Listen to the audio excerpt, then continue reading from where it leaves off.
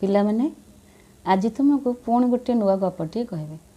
ତମମାନେ ସବୁବେଳେ ସ୍କୁଲରେ କେତେ ସାଙ୍ଗମାନଙ୍କ ସହିତ ମିଶୁଛ, ସେମାନଙ୍କ ଭିତରୁ କେତେଜଣଙ୍କୁ ପାଠ ଜମା ଆସୁନଥାଏ ଏବଂ ସେ ଦୁଷ୍ଟାମି କରିବାକୁ ଭାରି ଭଲ ପାଆନ୍ତି। ଖେଳ କଥା କହିଲେ ତ ପୁରା ଆଗ। ସେମିତି ଗୋଟେ ପିଲା ବିଷୟରେ ମୁଁ କହିବି। ସେ ଗପଟିର ନାଁ ହେଲା ସତରେ ତୁ ନମ୍ବର ୱାନ୍। ମନେ ରହିଲା ନାଁଟି? ସତରେ ତୁ ନମ୍ବର ୱାନ୍। ବିଦ୍ୟାଳୟର ଚାରିକାନ୍ଥ ଭିତରେ 10ଟାରୁ 4ଟା ପର୍ଯ୍ୟନ୍ତ ସବୁ ପିଲାଙ୍କର ମନ ବାନ୍ଧି ହୋଇ ରହିଥାଏ। ହେଲେ ତାରି ଭିତରେ ବାବୁଲା ହେଉଛି ଅଲଗା।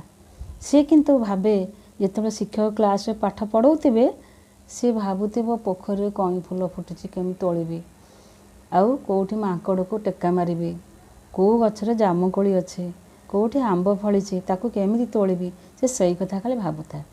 ବାବୁଲାର ଆଉ ଗୋଟିଏ ଭଲ କାମ ଜଣା। ସେ କ'ଣ କରେ ନା ଭଲ କଙ୍କଡ଼ା ଧରିପାରେ।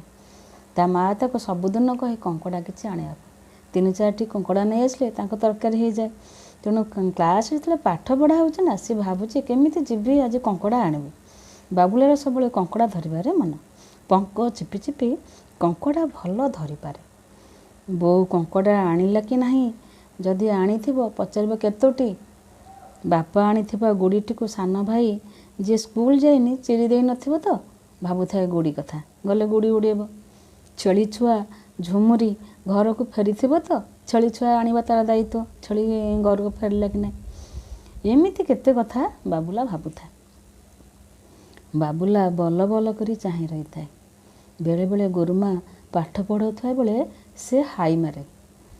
ଅନେକ ସମୟରେ ସାଙ୍ଗ ପିଲାଙ୍କ ପିଠିରେ ଡଟ୍ ପେନ୍ରେ ଚିତ୍ର ବିଚିତ୍ର କରେ। ପିଲାମାନଙ୍କ ଅଭିଯୋଗରେ ଗୁରୁମା କହନ୍ତି, ତୁ ବାବୁଲା କାହିଁକି ସ୍କୁଲକୁ ଆସୁଛୁ? ନିଜେ ପଢ଼ୁନୁ କି କାହାକୁ ପଢ଼େଇ ଦେଉନୁ? ସବୁ ଗୁରୁମା ଓ ପିଲାମାନଙ୍କର କଟୁ ମନ୍ତବ୍ୟ, ଅଭିଯୋଗ ଓ ଧମକ କି ଗାଳିରେ ବାବୁଲାର କିଛି ଫରକ ପଡ଼େ ନାହିଁ। ସେ ଯେଉଁ କଥାକୁ ସେଇ କଥା, ତା'ର ଦୁଷ୍ଟାମି ସେମିତି ଚାଲିଥାଏ। ସ୍କୁଲକୁ ଶୈକ୍ଷିକ ଅଗ୍ରଗତିର ସମୀକ୍ଷା ପାଇଁ ଟିମ୍ ଆସିବେ। ଟିମ୍ କେଉଁଦିନ ଆସିବେ ବୋଲି ବଡ଼ ଗୁରୁମା ତାରିଖଟିକୁ ପ୍ରାର୍ଥନା ସଭାରେ ଜଣାଇଦେଲେ।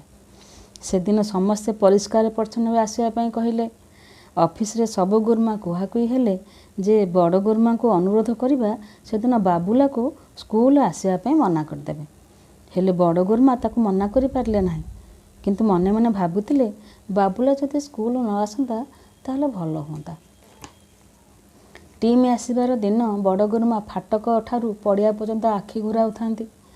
କେତେବେଳେ ଆସିଯିବେ ସ୍କୁଲ ପରିଦର୍ଶନ କରିବା ପାଇଁ।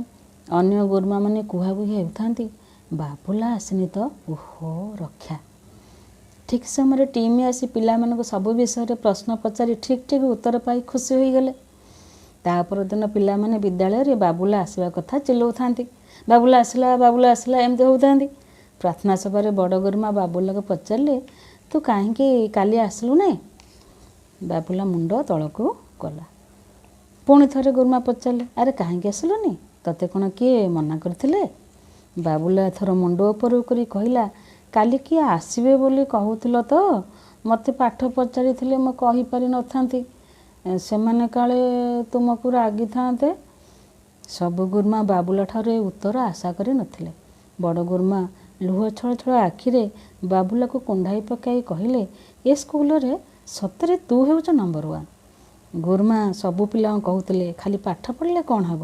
ବାବୁଲା ପରି ତୁମମାନଙ୍କର ବୁଦ୍ଧି ଓ ବିବେକ ରହିବା ଦରକାର। ଭଲ ଲାଗିଲା ଗପଟି? ବାବୁଲା କଥା ଭାବୁଛ?